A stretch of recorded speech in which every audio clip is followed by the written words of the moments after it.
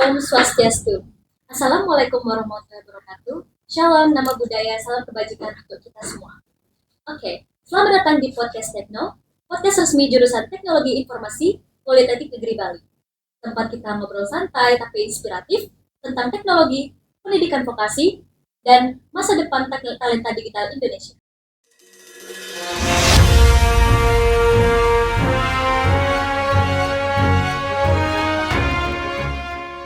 Hari ini spesial banget karena kita akan ngobrol langsung dengan Ibu Kurnia selaku guru di SMK PGRI 2 Badung, terutama soal peran teknologi, pendidikan vokasi, dan peluang lanjut studi di JTI PNG.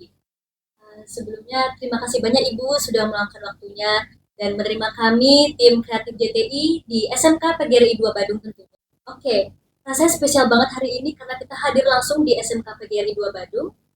Sebelumnya, bagaimana kabar Ibu hari ini dan bagaimana kesibukannya? Baik, terima kasih Tasya atas kesempatannya. Selamat datang juga di SMK PGRI 2 Badung, sekolah yang mewah, mepet sawah, di sebelahnya ada sawah. Jadi sekolah kami itu sekolah yang terpencil di desa Mengui, Kecamatan Mengui, Badung. Hari ini senang sekali Tasya sama rekan-rekan lainnya bisa berkunjung sekolah kami, di mana sekolah kami ini sekolah yang diperuntukkan untuk otomotif sama DKV. Jadi ada khusus permesinan gitu ya, Bu? Ya, otomotif. Dia ada 2 jurusan, ada teknik kendaraan ringan alias mobil, kemudian ada teknik sepeda motor alias sepeda motor. Wah. Dan lagi satu kita punya DKV. Jadi kita ada 3 konsentrasi jurusannya. Ya, ada DKV juga ya, Bu? Ada, ya, betul. Berarti kalau misalkan ada suatu kegiatan nih, Bu, kita juga belajar tentang poster, mengedit gitu-gitu ya, Bu? Ya. Jadi nggak melulu tentang permesinan ya, Bu, atau kendaraan? Ya, jadi dari DKV itu sebelumnya itu berevolusi dari multimedia namanya. Dari multimedia itu karena ada kurikulum merdeka dirubah menjadi DKV. Yang dulunya multimedia itu lebih konsentrasi di TI dan seni. Jadi seni dan teknologi di multimedia. Kemudian kita lebih spesifik lagi, lebih khususkan lagi ke DKV-nya. Kebetulan saya jadi kaprok untuk DKV-nya. Wih, keren Ibu. Boleh diceritakan Bu, Ibu mungkin jenjang karirnya bagaimana hingga sampai ke titik ini, terutama ketika Ibu mention ya tentang menjadi guru atau kaprok DKV-nya, wah itu keren banget sih Bu. Boleh diceritakan Ibu?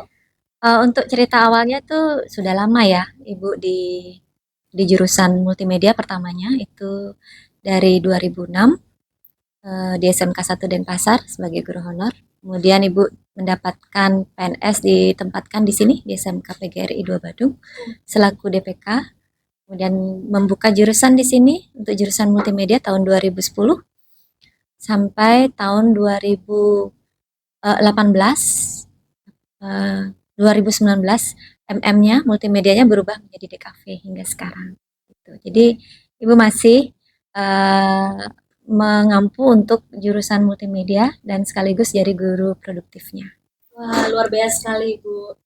Wah, ngomong-ngomong soal sekolahnya nih Bu, bisa nggak diceritain profil SMK PGRI 2 Badung dan terutama nih keunggulan apa sih yang paling dibanggakan di SMK ini? Ya, dari awal di sini yang paling dibanggakan itu adalah satu, branding sekolah ini disiplin. Dari dulu sampai sekarang orang-orang tahu branding sekolah ini disiplin. Satu, cukuran anak-anaknya itu tidak ada yang panjang, pasti cepat. Jadi tidak ada, kalau keluar anak-anak atau orang tua itu tahu, oh ini siswa PGRI. Pertama dari look dari siswanya, jadi tidak ada rambutnya panjang, jadi disiplin. Yang kedua, selain disiplin dalam hal diri, baik itu kedatangannya juga jam 7 pagi sudah dimulai, juga dalam hal budaya kerja yang diterapkan di sekolah. Budaya kerja itu misalkan parkir aja tidak boleh sembarangan. Jadi terlihat nanti parkir itu rapi, karena walaupun tidak ada tukang parkir yang mengatur atau petugas parkir yang mengatur, itu tidak ada. Jadi branding kita yang paling kita banggakan adalah satu, disiplin sama budaya belajarnya. Seperti itu. Iya, luar biasa sekali. Nah, untuk visi SMK PGRI 2 Badung Ibu, itu kan visinya menekankan prestasi, keterampilan, dan daya saing internasional. Wah, itu mirip PMB nih, Bu. Tapi gimana cara implementasi atau penerapannya langsung pas di sekolah nih, Bu, untuk anak-anak? Ya, eh, berkaitan sama visi kita, itu visi kita adalah menjadi SMK yang unggul dalam berwawasan lingkungan dan serta budaya dalam menghasilkan lulusan yang kompeten, berjiwa wirausaha, dan siap bersaing di industri global. Nah, itu terimplementasi di kegiatan kita sehari-hari. Mulai dari Senin sampai Sabtu, kita belajarnya sudah berlandaskan visi kami. Yang pertama bisa terlihat bahwa kita berbudaya lokal, ber apa namanya sembahyang seperti itu di pagi jam 7 itu kita sembahyang, meditasi. Setelah meditasi kita literasi sampai jam 8. Nah, itu sudah mencerminkan visi kita untuk kompeten. Setelah itu kami belajar dengan sarana yang mumpuni. Bagi kami itu mumpuni karena kami lihat dan kami standarkan sarana kita dengan sarana di industri. Kami samakan. Jadi di industri sarana seperti apa kami samakan.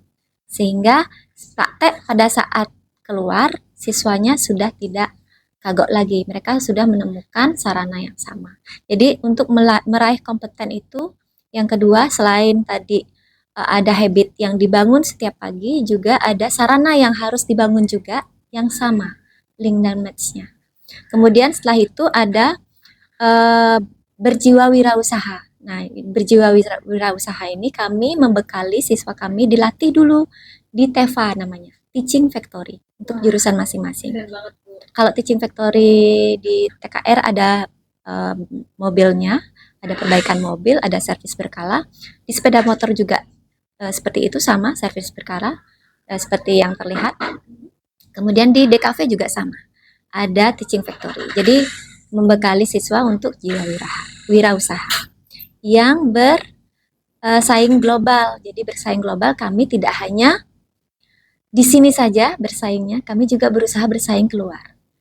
Dengan cara kita MOU dengan negara-negara lain seperti India, kemudian Jepang, dan nanti beberapa saat lagi siswa kami akan diluncurkan ke Jepang untuk magang. Oh ya, ngomong soal teknologi nih, Bu. Di era sekarang nih, peran teknologi itu untuk mendukung proses belajar di SMK PGRI 2 Badung tuh bagaimana ya, Bu? Sangat penting. Jadi karena kami juga beradaptasi dengan kemajuan teknologi yang sangat pesat. Jadi di sini murid siswa kami harus kami adaptasikan. Jadi kami biasakan untuk mengenali teknologi yang terbaru. Teknologi terbaru tidak hanya TI. Teknologi terbaru itu sekarang TI-nya merambah kemana-mana. TI ada di otomotif, TI ada di sepeda motor, TI juga ada di DKV. Jadi TI itu adalah core atau inti dari semua bidang. Jadi di TI kalau ini mereka terbiasa, misalkan mereka membiasakan mengupgrade lebih cepat dengan teknologi informasi dibandingkan dengan kalau misalkan dengan buku kami textbook itu adalah semacam sensasi yang mereka harus rasakan juga. Jangan sampai mereka lupa membaca textbook. Karena dengan textbook juga penting karena di sana ada sensasi untuk meraba seperti itu. Kalau di teknologi itu sendiri tidak hanya HP yang menjadi sarananya, tapi mereka bisa pakai iPad, komputer. Sekarang pun di otomotif juga menggunakan iPad untuk scan atau mendeteksi kerusakan dari mobil itu sendiri. Jadi tidak hanya di kehidupan sehari-hari hanya di situ aja, tapi di seluruh bidang itu harus mereka kuasai, mempermudahnya dengan IT. Wah, itu luar biasa banget sih, Bu. Awalnya saya kira di kafe saja yang mungkin menyentuh teknologi, dan ternyata Semua jurusan bidang. kendaraan juga, wah itu Semua bidang. mantap banget sih, Bu. Iya. Oh iya, ngomong-ngomong nih, kemarin itu saya sempat searching-searching nih tentang SMK PGRI 2 Badung, terutama di sosial medianya. Wah, itu keren banget sih, Bu. Saya lihat story-nya ada kegiatan ngetes TV touchscreen. Iya. Ya, itu keren banget. Itu di jurusan ini ya, Bu? KR atau bukan?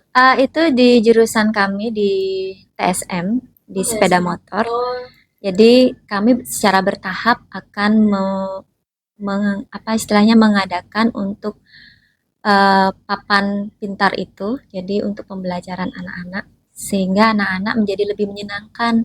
Di sana kan anak-anak ada banyak hal yang bisa dieksplorasi pada saat pembelajaran seperti itu dengan papan interaktif. Jadi kami mendapatkan bantuan papan interaktif untuk kelas khusus. Nanti secara bertahap kami akan adakan di beberapa kelas.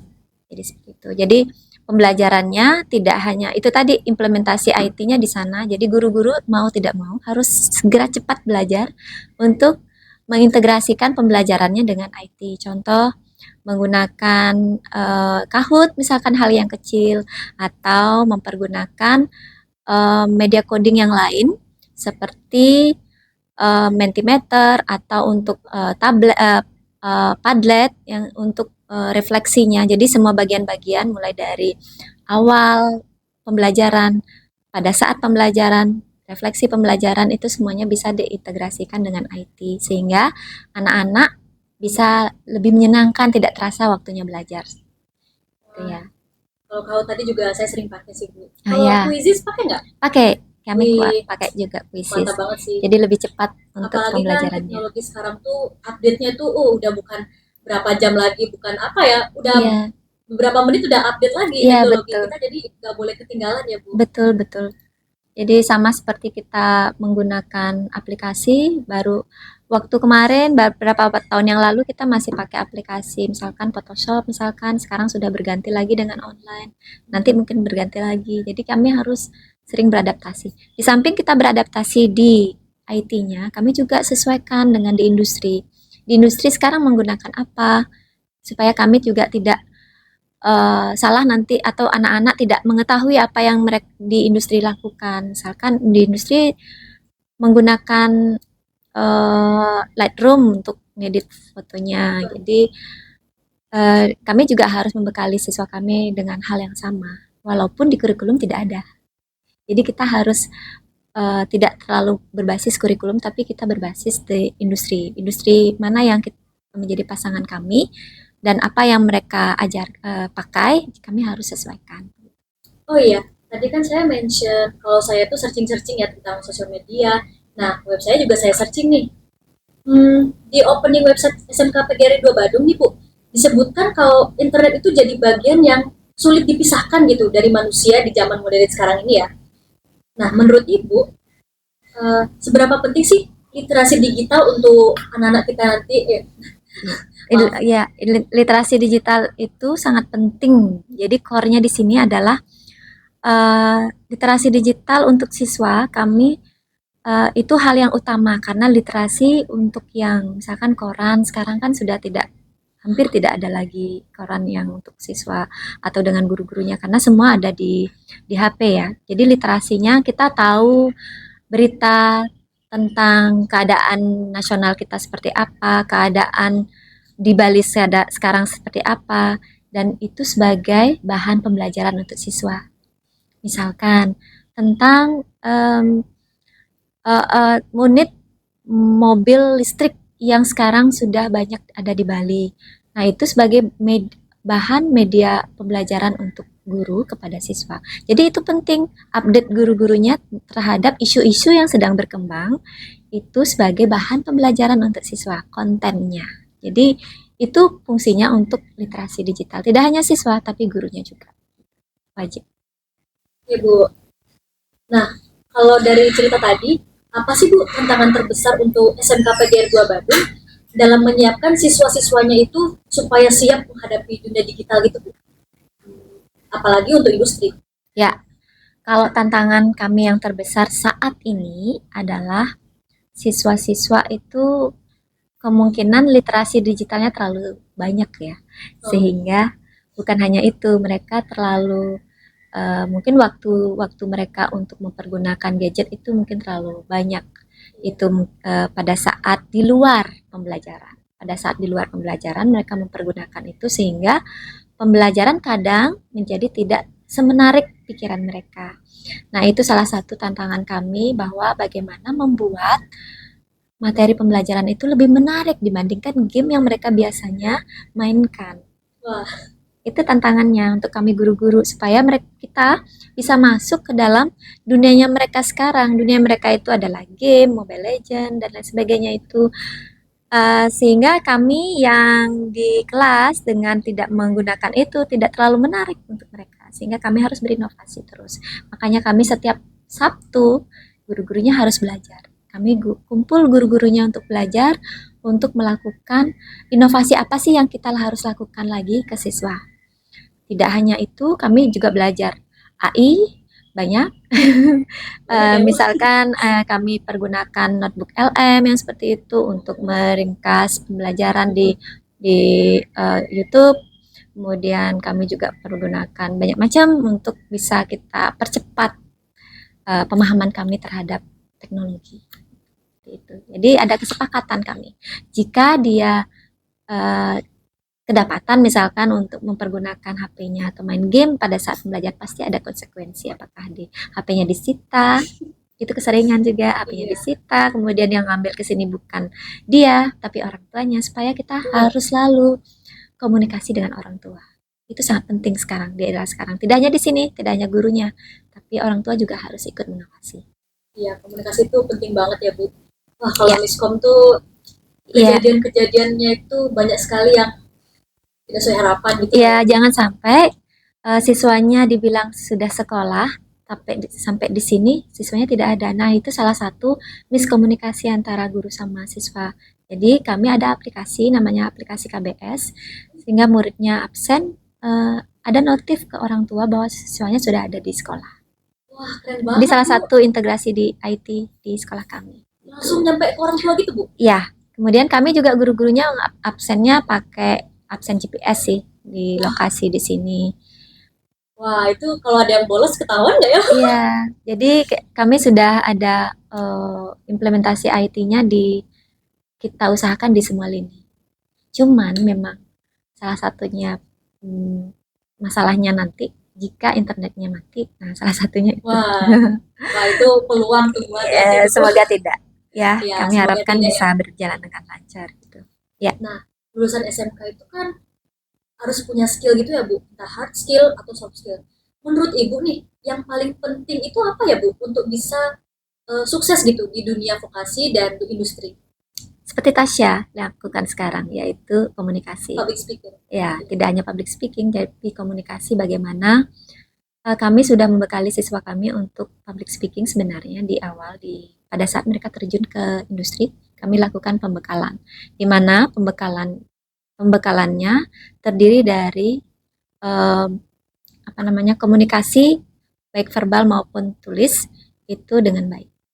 Misalkan chat bagaimana etikanya, etika komunikasi kita harus selalu oke di sini. Karena kami percaya bahwa siswa itu nanti bagus dia di industri kalau komunikasinya juga bagus, koordinasinya dengan seniornya, dengan pembimbingnya di sana juga bagus.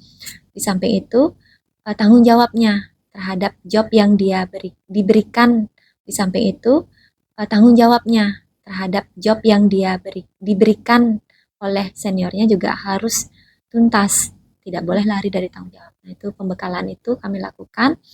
Praktek juga. Praktek dalam artian kami praktekkan, kami mereka suruh praktek untuk komunikasi yang baik, peragakan, dan implementasikan.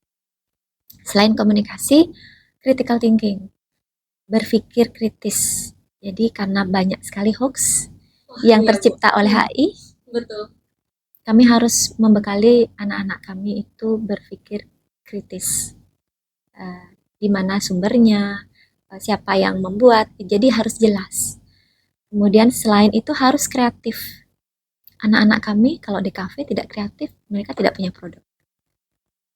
Kalau anak-anak yang tidak kreatif, mereka tidak bisa menghasilkan jiwa wirausaha, tidak bisa menghasilkan produk. Maka dari itu jiwa wirausaha itu terintegrasi dengan karakter kreatif. Kreatif bisa ditumbuhkan dengan sering membaca. Nah, betul sekali. Sering membaca buku, menulis. Kami sudah meluncurkan beberapa cerpen buku cerpen, kemudian esai, buku puisi juga. Siswa-siswa kami setiap tahunnya menghasilkan satu buah buku untuk 100 orang untuk kurang lebih 3 tahun ini. Di samping kreatif, anak-anak kami juga wajib berkolaborasi. Kalau sendiri-sendiri saja tidak akan bisa. Mereka harus bisa bekerja dalam tim. Itu yang paling penting juga. Berarti kalau di kelas tuh sering ya Bu dapat tugas kelompok gitu. Iya, lumayan. Project terutama. Project based learning, mereka dalam bisa dibayangkan kalau mobilnya hanya dikerjakan sendiri, kewalahan dengan jam-jam yang segitu banyak. Oh iya betul. Ya, jadi ada teamworknya juga di situ. Ada yang bagian apanya, mengecek bagian apanya. Jadi mereka harus terbiasa dengan bekerja sama dalam tim. Jadi tidak egois. Tuh kan kelihatan banget ini SMK ya, update banget ya Bu. Ya nggak bakal ketinggalan sih. Saya yakin SMK ini bakal sukses ke depan. Ya, kami berusaha untuk melakukan inovasi di semua bidang. Di bidang apapun yang bisa nanti bisa membekali siswa kami bisa menjadi siap untuk bekerja, siap untuk punya usaha, dan mereka kalau misalkan bisa semuanya itu siap juga untuk melanjutkan. Jadi mereka tidak kalah mentalnya dengan yang lain. Walaupun itu ya, walaupun kami dari sekolah yang mepet sawah tadi, Tidak apa-apa Bu. tapi kami berusaha gaung kami sampai ke luar negeri. Wih, itu keren banget sih Bu. Wih, nanti lulusan Ibu bisa-bisa punya kerja remote itu keren banget loh Bu. Ya, itu Gajinya impian lumayan, apalagi cuma duduk di rumah aja. Wih, impian kami di desain grafis DKP adalah seperti iya. itu. Kami berusaha mulai sekarang itu mengumpulkan portofolio untuk bisa anak-anak kami bisa mereka misalkan menjadi freelancer di internet itu keren sekali. Nah Wih, itu soal portofolio nih Bu, apakah biasanya nih, kalau untuk di kafe nih misalnya Bu, di kelas tuh ada tugas, dan apakah itu nanti akan dibuat sebagus mungkin dan dijadikan portofolio gitu? benar. Kami sudah melakukan penilaian portofolio itu mulai dari beberapa tahun yang lalu karena kami sering diundang untuk pameran. Jadi kami pakai portofolio itu untuk pameran. Salah satunya tentu pakai IT juga. Kami melakukan portofolio itu misalkan pakai Google Sites. Google Sites itu mereka siswanya mengumpulkan produk-produk yang mereka sempat buat pada saat pembelajaran hingga di tempat PKL. Di tempat PKL mereka membuat apa saja, mereka kumpulkan juga itu. Mereka tidak boleh buang satu pun proyek yang mereka buat. Karena setelah mereka kumpulkan jadi satu dalam bentuk drive, mereka buatkan QR code-nya. QR code ini penting untuk bisa adik-adik kelasnya scan.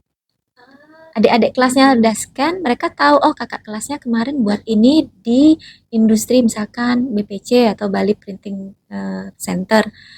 Oh ini aja, oh ini ya yang menjadi kerjaan mereka di sana sehingga adik kelasnya bisa mempersiapkan diri lebih dini.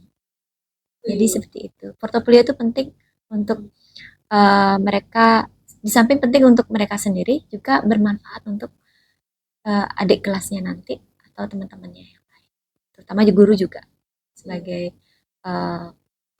produk dan nantinya sekolah untuk hasil pembelajaran kita. Nah, seperti yang Ibu bilang tadi, kan lulusan SMK itu harus bisa siap kerja, terutama berwirausaha ya. Kemudian banyak nih lulusan SMK yang langsung lanjut kuliah, yang selain bekerja ya nih Bu, mereka tuh langsung kuliah ke pendidikan vokasi. Nah, menurut Ibu, apa sih pentingnya pendidikan vokasi? Kenapa lebih bagus? Iya, betul. Kalau di sana, terutama di Poltek, Tasya. Iya. Murid kami banyak diterima di Poltek. Kenapa? Dan mereka juga lebih banyak memilih di Poltek. Karena Poltek itu kami percaya bahwa 70% itu praktek, 30% teori.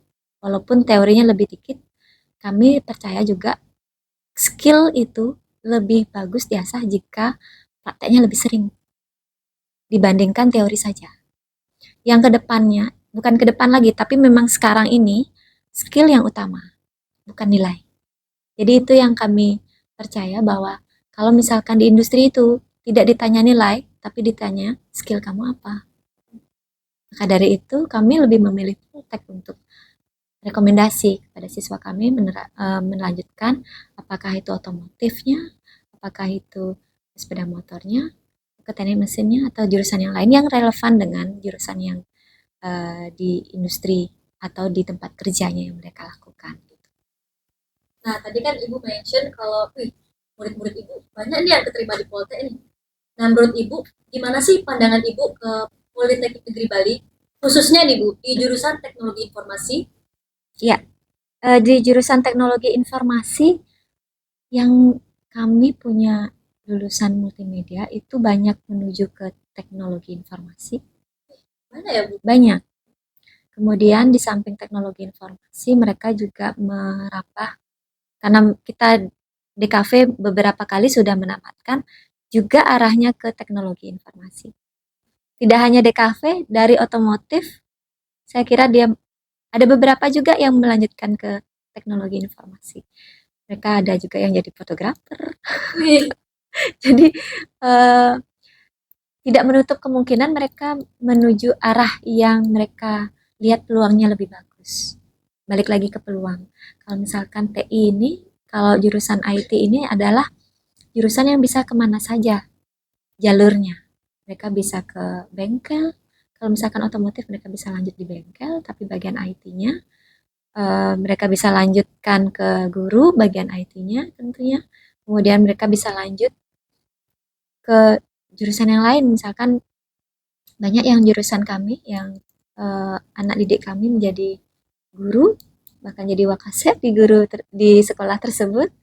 Kemudian di bagian di industri bagian pentingnya akuntingnya itu apa yang bagian riskan-riskan itu banyak yang dipegang oleh orang IT. Iya, betul sekali. Ya, bagian yang core atau bagian yang apa istilahnya yang banyak orang yang memperkerjakan atau inti pentingnya itu banyak yang dicari adalah orang IT-nya.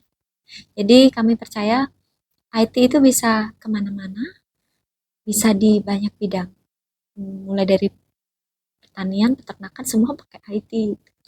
Iya, sekarang kan ada yang itu alat siram otomatis itu ya Iya, Bu, betul. itu pakai IoT. Kalau jurusan Teknologi Informasi PNB Bu, itu kalau untuk jadi studi lanjutnya atau tujuan selanjutnya lulusan anak SMK ini bagus dong ya Bu, cocok kan? Sangat cocok, Sangat cocok ya sangat Bu. relevan, apalagi dengan perkembangan teknologi yang semakin pesat sekarang ini. Kalau kita belajar sendiri misalkan hanya untuk di YouTube misalkan itu kurang efektif kalau kita tidak melakukannya secara formal. Apalagi dengan komunitas. Itu belajarnya lebih banyak lagi, lebih lebih upgrade lagi, lebih cepat lagi. Kita belajar dengan komunitas. Nah, komunitasnya yang formal seperti PNB itu salah satu rekomendasi untuk siswa kami bisa melanjutkan ke jenjang yang lebih tinggi. Waduh, saya tersindir nih Bu, sering nonton tutorial tapi waduh nggak ada teman kerjanya nih Bu, Ya, sendirian terus. biasanya kalau sendiri kita bisa Iya, kemana-mana kebingungan nanti Bu. arah pemikiran kita tanpa ada yang sharing pengalaman. Saya sudah pernah melakukan ini nggak cocok. Nah, sudah ada tuh, kita sudah hemat sekian waktu untuk tidak melakukan itu. Nah, salah satu benefit dari belajar kelompok, belajar dengan komunitas, belajar dengan forum, belajar dengan kelas, belajar dengan yang sama Iya, visinya, itu harus kita lakukan supaya lebih cepat dan lebih terarah. Kalau misalkan kita belajar banyak ada media, tapi kita tidak dibuat terarah, kita akan banyak ada eh, apa istilahnya ya, distraksi atau banyak gangguan nanti karena kita tidak sesuai dengan visi. iya betul. Wah, apalagi orang awam Bu yang nonton tutorial itu sulit pahamnya Bu Ya, kadang-kadang. ya. Nah, hmm, kalau di PNB itu kan banyak prakteknya ya Bu daripada belajarnya teorinya. Menurut Ibu itu penting banget nggak untuk Sangat, lulusan Ibu lagi, ya, sangat, lulusan Ibu nanti? ya, sangat penting. Kembali lagi, kami bisa dibayangkan kita 3 tahun harus siap kerja. Kalau kita teori aja, kita tidak pede untuk bekerja. Jadi kita berbeda dengan SMA. SMA mungkin 70%-nya teori, 30%-nya praktek. Kita balik, kita adalah 30% teori, 70%-nya praktek. Kalau misalkan tidak seperti itu, kita tidak akan berhasil membuat siswa kita kompeten atau terampil di bidangnya. Kalau misalkan kita hanya berteori saja. Jadi sangat itu sangat sangat apa namanya? sangat relevan untuk. Baik sekali Ibu. Nah kalau menurut Ibu nih, jurusan teknologi informasi di PNB itu kalau jadi mitra strategis untuk mencetak SDM teknologi Ibu, SDM yang unggul dan berdaya saing internasional itu gimana ya Bu dan kenapa? Ya, sangat kami perlukan. Kenapa? Ini sangat bagus sekali. Kalau misalkan PNB memiliki program kerja yang bisa pengabdian masyarakat di sekolah kami di bidang IT, itu sangat kami perlukan.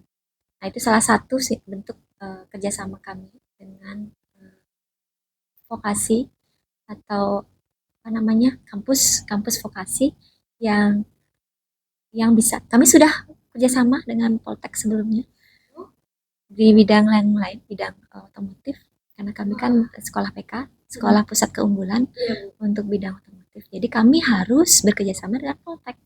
Apalagi misalkan dari pihak jurusan teknologi informasi JTI itu mempunyai program kerja, program untuk ke sekolah-sekolah seperti kami sangat terbuka sekali untuk itu. Kami sangat memerlukan apabila Poltek memiliki program yang sama dengan kami. Misalkan nih, Poltek memiliki program ke sekolah lain, misalkan kami mengimplementasikan langsung skill kami untuk bermanfaat kepada masyarakat. Ini kalau sekarang Ibu punya pesan nggak untuk anak-anak Ibu nanti yang mau lulus dan terutama nih mau melanjutkan di jurusan teknologi informasi? Ya, sebenarnya kalau pesan ke anak-anak saya sudah sering saya lakukan untuk anak-anak di jurusan DKV maupun jurusan yang lain, bahwa belajar sepanjang hayat itu wajib. Belajar sepanjang hayat tidak hanya menggunakan buku atau lewat sekolah formal, tapi juga dari habit. Kami juga harus melakukan pembelajaran sepanjang hayat karena informasi teknologi akan terus bergulir, terus berkembang. Jadi kami tidak boleh berhenti belajar semasih teknologi informasi bergulir. Nah, harapan Ibu nih untuk kolaborasi kita dengan Ibu SMK PGRI 2 Badung dengan tim kreatif JTI, jurusan Teknologi Informasi Politeknik Negeri Bali, itu apa ya Bu? Harapannya kami supaya semoga Poltek kita bisa bekerja sama secara intensif di segala bidang, karena kami percaya dan yakin TI itu adalah bidang semuanya. Yang bisa menguasai TI, dia yang bisa menguasai dunia. Jadi benar sekali sih Bu. Jadi kami percaya bahwa IT saat ini adalah tools bagi kami untuk bisa menggapai apa yang kami harapkan. Jadi kami harapkan dari pihak Poltek nanti kita bisa menjalin kerjasama dengan di segala bidang, di bidang tidak hanya di IT, tapi di bidang yang kami konsentrasikan, di bidang otomotif, bidang sepeda motor, dan bidang DKV. Semuanya jadi satu lingkungan, yaitu IT. Ya jujur Bu, saya terpesona, terkesima, apapun itu. Saya amazed sama sekolah Ibu. Nah, aduh nggak terasa nih Bu, udah mau selesai. Sebelum nutup podcast ini Bu, Ibu ada kata-kata Bu untuk hari ini, quote of the day gitu Bu? Kata-katanya apa ya? Skill itu penting, tapi lebih penting adalah karakter. Mantap. Nah, Sobat JTI, dari obrolan kita tadi, kita tuh yakin banget bahwa pendidikan vokasi, khususnya di jurusan Teknologi Informasi, Politeknik Negeri Bali adalah pilihan yang tepat buat lulusan SMK. Nah, Sobat JTI, gak terasa nih podcastnya udah selesai. Bersama saya Tasya dan Ibu Kurnia. Nah, jangan lupa nonton episode selanjutnya ya. Awas loh, jangan di skip. Jangan lupa subscribe, like, comment, and share. Stay curious, stay techno. Jurusan Teknologi Informasi, salam satu frekuensi. Politeknik Negeri Bali, kuliah tepat, kerja cepat, PNB pasti. Yeay.